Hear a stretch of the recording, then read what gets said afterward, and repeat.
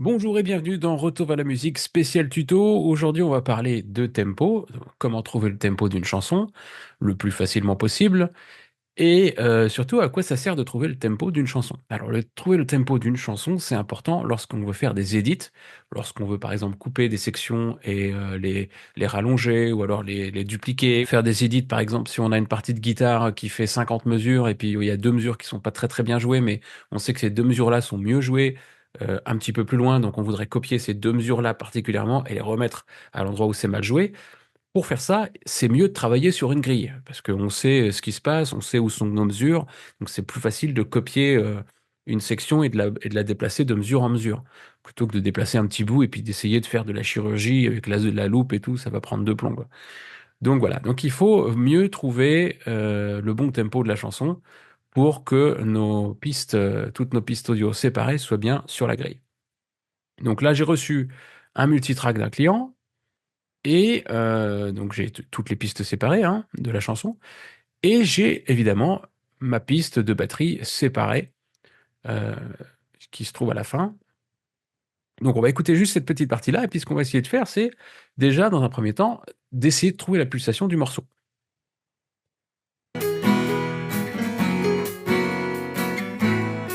Donc on se laisse influencer par la chanson, hein.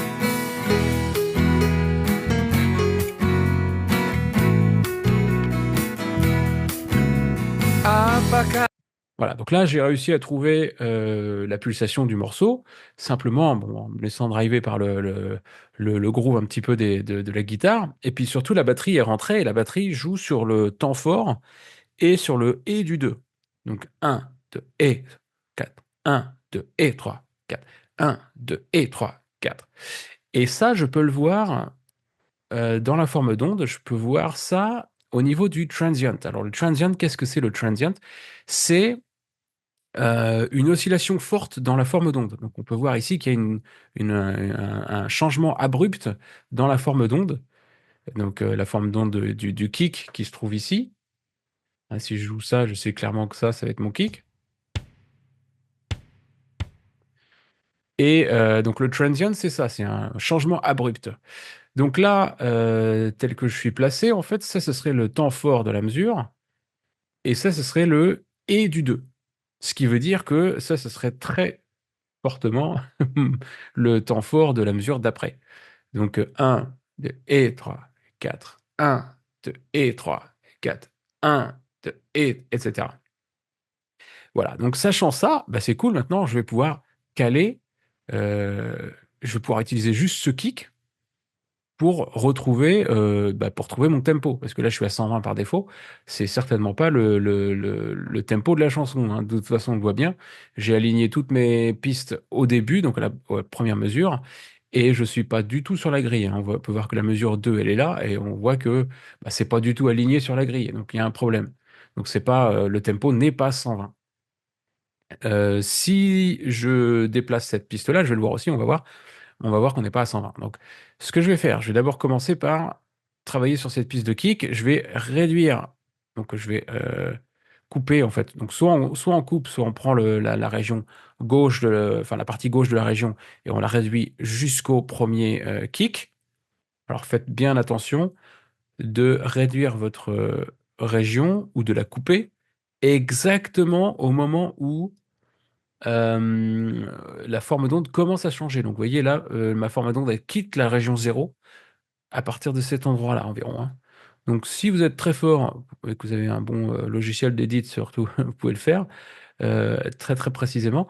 Alors, dans Ableton, il faut maintenir la touche commande si vous êtes sur Mac pour déplacer précisément la forme d'onde. On peut même faire un petit peu ça, voilà, comme ça.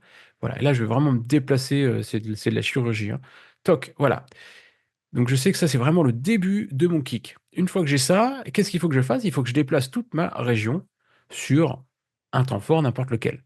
Donc, un temps fort de la mesure 5, par exemple. Parce que je sais que ça, c'est censé être mon kick, mon temps fort de ma chanson, enfin, de ma mesure. Donc, soit je le déplace manuellement, soit je peux changer ma grille si je suis vraiment pas sûr de ce que je fais, et je vais me mettre ici à la mesure, toc, comme ça ma grille a changé pour ne montrer que les temps forts de chaque mesure. Donc là, bah, c'est très visuel, c'est là, hein. Et là, je fais ça, et puis je sais que ça va, hop, se coller directement sur la grille parce que j'ai la fonction Snap to Grid qui est enclenchée. Voilà. Si j'ai pas ce truc-là, il va pas se coller sur le premier temps fort. Mais bon, ça c'est juste pour gagner un peu de temps. Bref, une fois que j'ai fait ça, donc que j'ai bien calé mon premier temps fort du kick sur le temps fort d'une mesure, eh bien, je vais changer mon tempo jusqu'à ce que ce temps fort de cette mesure-là, parce que je sais que ça, c'est censé être le temps fort de la mesure suivante, bah, jusqu'à ce qu'il soit aligné sur la mesure 6. On est d'accord? Donc je bouge ici mon tempo, hop, et je le fais manuellement, alors grossièrement, hein. Ça m'a pas l'air mal, ça. Donc 130, ça serait pas mal. Maintenant, il suffit d'écouter, évidemment, donc on va enclencher le clic.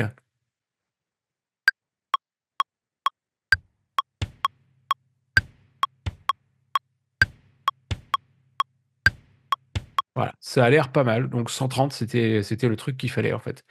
Je vous conseille quand même de vérifier, donc d'aller un petit peu plus loin dans la piste pour être sûr, parce que des fois c'est pas légèrement, c'est pas exactement 130, ça peut être un petit peu plus que ça ou un petit peu moins, donc ça peut vous jouer des surprises. Donc vérifiez bien, allez tout à la fin de la piste pour être sûr que ce soit bien le bon tempo et que vous soyez toujours aligné.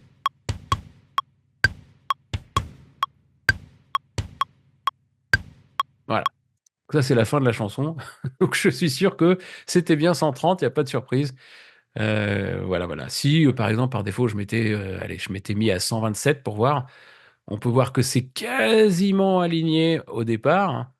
Bon, on va tricher un peu plus. Allez, on va se mettre, si je m'étais trompé, admettons que j'avais mis 120, je vais dire, ouais, c'est aligné là. Par contre, plus j'avance, plus je me décale. Hop là, on peut voir qu'ici, je suis complètement aux fraises. Et là, plus j'avance, oh là là, là, c'est n'importe quoi, d'accord? Donc, vous pouvez contrôler ça. Plus vous allez loin dans le fichier, plus vous allez voir que vous êtes décalé. Donc, si c'est le cas, c'est-à-dire que vous n'avez pas encore le bon tempo. Donc, il faut continuer à monter ou à descendre pour être bien synchronisé. Donc, 130, pour moi, c'est mon bon tempo. Allez, voilà. Une fois que vous avez fait ça, faut remettre la piste de kick à sa place, parce que vous l'avez déplacée, hein. Je vous rappelle que elle était un petit peu quelque part par là, puis là on l'a déplacée pour la mettre sur le temps. Donc pour ça, c'est très facile. Il suffit de déplacer un petit peu la piste, de la rouvrir, donc de rouvrir ce qu'il y avait au début, et de la replacer au début. Donc de l'aligner avec toutes les autres comme tout à l'heure. Mes petits logiquiens, je ne vous oublie pas, on peut faire la même chose dans Logic Pro, évidemment. Donc on est là avec notre piste de kick, on va faire la même chose, on va chercher le transient du premier kick, qui est à peu près ici. Hop, on zoome au maximum. Alors ce qui est chiant dans Logic, c'est qu'il faut bien mettre le curseur là où on veut zoomer, sinon ça zoome n'importe comment. Vous pouvez aussi mettre votre curseur là où se trouve le transient, hop, grossièrement, couper la piste, hop, et supprimer le début, enfin ce qu'il y a avant. Ensuite, on va recaler tout ça à la mesure 5 comme on a fait pour Ableton. Donc, on va se mettre à la mesure 5 ici. Hop, et on décale. Donc là, j'utilise beaucoup de shortcuts, hein, mais vous pouvez trouver tous ces shortcuts dans les key comments. J'ai essayé d'aller au plus vite. Ensuite, qu'est-ce qu'on va faire? Eh ben, il va falloir aligner ce temps-là qu'on avait dit tout à l'heure que c'était le temps de la mesure 6 et que là, il n'est pas aligné clairement. Donc ce que je vais faire, c'est que je mets mon curseur à la mesure 6 et je vais essayer d'aligner ce kick-là, comme je fait tout à l'heure finalement. Hop, et je monte mon tempo, toc, toc, toc, et voilà. Là, je suis à peu près bien aligné. Je vérifie si je suis dedans ou pas. C'est pas mal. Et puis, une fois que vous avez trouvé votre tempo, n'oubliez pas évidemment de remettre la piste là où elle était supposée être. Donc, on fait la même technique. On étend, on remet au début, on vérifie que ce soit bien aligné. C'est parfait. Bon, faites une petite vérification avec le tempo quand même, au cas où.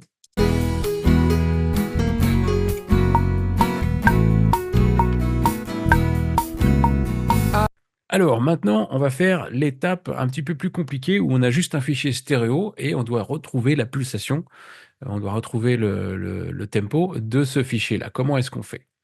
Eh bien, il faut essayer de s'y retrouver dans ce méli-mélo. Donc, il faut essayer de retrouver le transient de notre kick là-dedans. Alors, c'est très très dur. il va falloir prendre des notes. Donc, il va falloir écouter déjà pour commencer, pour savoir où se trouve notre kick. Ah, tiens, là déjà, on a un petit élément assez important. On peut voir qu'on a un transient ici et un transient là. Donc, ce sont les temps forts. Si on écoute ça, voilà. Ici, donc c'est à peu près à 5, 5, 1. C'est à combien ça? 5, 1 et des brouettes. Donc, c'est ici. Et à 7. D'accord? Donc on avait 5 1 quelque chose, donc un gros transient ici qui nous indique premier temps fort d'une mesure, et ici, qui est assez visible, un autre temps fort d'une mesure. Donc on va essayer d'aligner ces deux temps-là. Donc moi, ce que je fais la méthode bourrin. Je me mets ici et je coupe. Et je supprime carrément tout ce qu'il y a avant. Voilà. Donc on va faire ça, on va faire la même technique que tout à l'heure. L'essentiel, c'est d'avoir le pic visuellement qui est plus ou moins calé à 5. Donc on se met à 5, on s'aligne à 5. Et puis, qu'est-ce que j'ai dit tout à l'heure? Ah oui, bravo, c'était le temps 7. Alors où est-ce qu'il est? Voilà, c'est celui-là. Donc ça, je sais que c'est un temps fort aussi. Donc il faut que j'aligne ce temps fort-là. Techniquement, si j'ai bien compris, il faudrait qu'il soit aligné avec la mesure 7. Donc on fait la même chose. Repérez bien ce truc-là. Ma mesure 5 est alignée, c'est bon. Maintenant, je vais essayer d'aligner la mesure 7. On y va, on change le tempo, hop, hop, hop, et voilà. Alors là, c'est bien parce que j'ai un super joli transient qui est très très beau, qui est là. Donc là, on peut voir que je suis pas mal. Bon, c'est un petit peu décalé, c'est normal, c'est parce que je devais pas être super bien aligné au départ. Voilà. Je n'étais pas super bien aligné. Si je me décale un petit peu, et que je vais à la mesure 7, normalement, je devrais être un petit peu mieux calé. Bon, de toute façon, vous pouvez toujours faire un contrôle avec le clic et puis écouter la piste, puis vous réalignez globalement la piste, hein.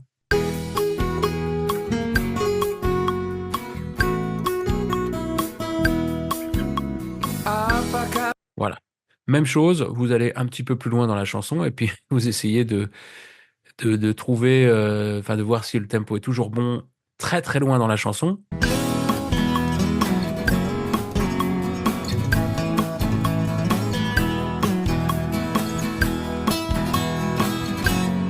Voilà, donc là on peut voir que on est toujours aligné, donc ça va, c'est nickel.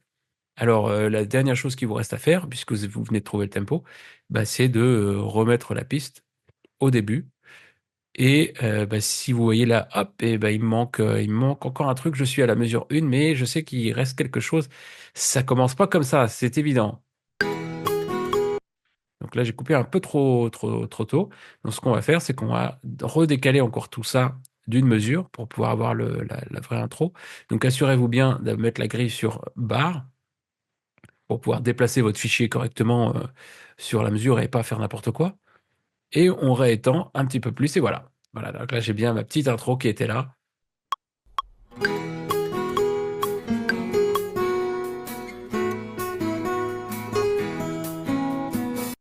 Voilà, donc ça c'est très pratique. Ok, donc si vous voulez faire un edit après dans la chanson, on va essayer de couper le refrain pour voir. Donc on va se mettre à la mesure 26. Ah, mesure 26, voilà. On va couper notre fichier ici. Hop. Et puis je vais prendre le refrain d'une autre partie. Je sais pas, moi, tiens, on va prendre le refrain d'ici. Alors c'est bien parce que je m'étais mis j'avais mis ma grille, j'avais bloqué ma grille sur la mesure. Donc vous voyez, c'est très facile de couper et de déplacer. Et là, je vais faire ça. Hop. Je ramène. Alors, est-ce que c'était bien le refrain avant de partir en live comme ça? Est-ce que je suis bien sur le refrain là? Alors, mon refrain, il est là. Toc. Donc, je réaligne ça.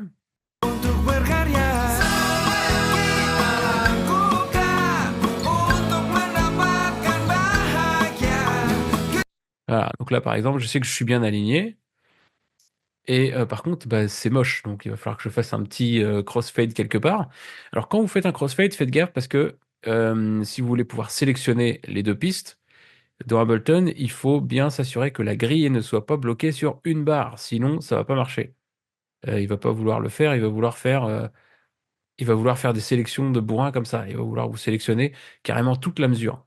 Donc pour ça, il faut bien se remettre sur une croche pour pouvoir faire une sélection de juste une croche maximum. Ensuite, vous faites Option commande F, voilà, pour faire un beau crossfade entre les deux pistes.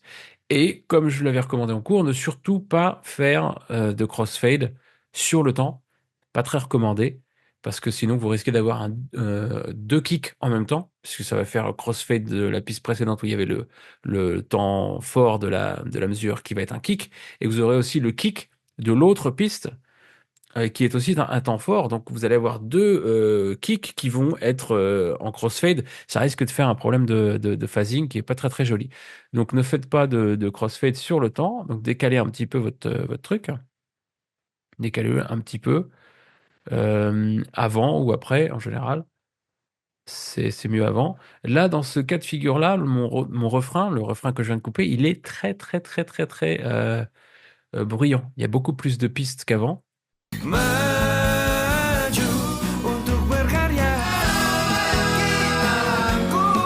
Voilà, c'est pas super, hein, donc il va falloir, je pense qu'il va falloir faire le crossfade avant, bien avant.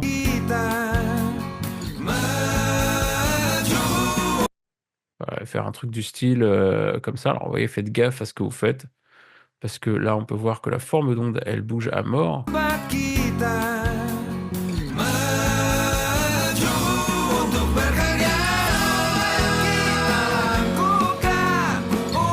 Voilà, donc là, c'est le parfait exemple de ne pas faire le crossfade sur un temps, mais de le faire, ou sur un temps fort de mesure, mais de le faire un petit peu avant, pour pouvoir faire un montage à peu près correct, qui est pas bizarre et qui fait pas qu'est-ce qui se passe? Donc là, j'ai réduit ma chanson littéralement puisque je n'ai que le dernier refrain. J'ai toute l'intro, le premier couplet et le tout dernier refrain avec toutes les voix qui arrivent en vrac en même temps. D'accord? Donc ça sert un petit peu à ça, de trouver le tempo d'une chanson. Ça nous permet de faire des edits plus facilement. Alors évidemment, hein, dans Logic Pro, il y a une fonction qui permet d'aller beaucoup plus vite. Quand vous avez importé votre fichier, hop, voilà, vous avez la possibilité de faire clic droit, hop, et de faire Apply Region Tempo to Project Tempo. Alors, il vous demande évidemment aligner le temps fort vers l'autre temps fort de la mesure le plus proche, hein, etc. Donc là, il va essayer d'aligner. Vu qu'il est entre les deux, je pense qu'il va choisir un ou deux, peut-être. Je sais même pas ce qu'il va faire, on va regarder. Voilà, il a choisi deux. Et qu'est-ce qu'il a fait? Alors normalement, c'est un petit peu plus long. C'est parce que je l'ai déjà fait avant, mais il analyse la forme d'onde et il cherche où est le tempo. Il cherche où est la pulsation finalement. Comme je l'avais déjà fait avant, ça a été très rapide. Mais on peut voir qu'il a trouvé 129,999999 le bourrin. Et si je regarde le tempo, alors je me mets ici, hop, il a mis 130. Alors ça, c'est très très intéressant parce qu'il nous a mis 130 ici, mais il met ici quand même 129,99999. Donc il y a un petit bug dans la programmation, n'empêche que c'est pas mal parce que en un clic, il a réussi à me trouver le truc et en plus, il me l'a aligné parfaitement sur le truc. Alors parfaitement, j'en sais rien, j'ai pas encore écouté. On va voir.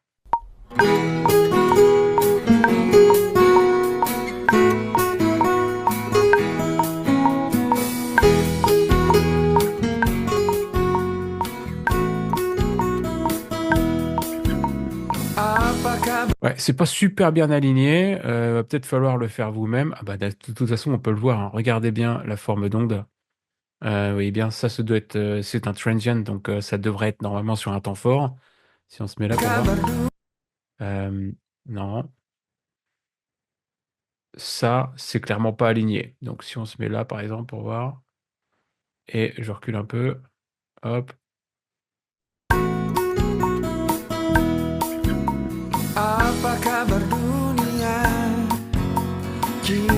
Voilà. Là, je suis mieux. Mais il a quand même fallu que je me débrouille un petit peu et que que je le fasse manuellement. Aujourd'hui, j'espère que vous avez compris comment trouver le tempo rapidement d'une chanson à partir d'un multitrack ou d'un fichier stéréo. Si cette vidéo vous a été utile, merci de le mettre dans les commentaires. Si cette vidéo ne vous a pas été utile du tout, merci aussi de le mettre dans les commentaires en insistant bien sur ce qui n'était pas clair. Et puis si vous avez des questions ou des choses que vous voudriez que je développe un petit peu, ou des concepts ou voilà, des sujets qui vous intéresseraient que je fasse en tuto, n'hésitez pas à me le mettre aussi dans les commentaires. Voilà, je vous dis à très bientôt pour une prochaine vidéo. Salut!